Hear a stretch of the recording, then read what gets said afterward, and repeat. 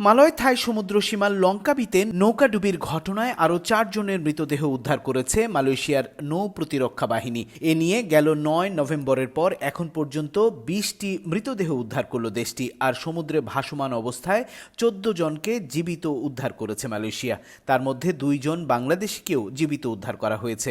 মৃতদের মধ্যে 7 জন পুরুষ, 9 জন নারী, 2টি ছেলে ও 2টি মেয়ে ছিল। গত 9 নভেম্বর মালয়েশিয়ার থাই উপকূলে 70 জন অভিবাসী সহ নৌকাডুবির ঘটনা ঘটে।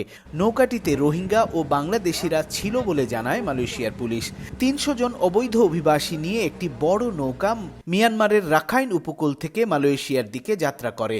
পরে ছোট ছোট নৌকায় অভিবাসীরা নেমে মালয়েশিয়ায় প্রবেশের চেষ্টা করছিল। তবে ঠিক কী কারণে নৌকাডুবির ঘটনা ঘটেছিল তা জানা যায়নি। মালয়েশিয়ার নৌ প্রতিরক্ষা বাহিনী এখনও উদ্ধার অভিযান চালিয়ে যাচ্ছে। নতুন করে জীবিত কাউকে উদ্ধারের আশা ছেড়ে দিয়েছে মালয়েশিয়ার উদ্ধার অভিযানের কর্মকর্তারা।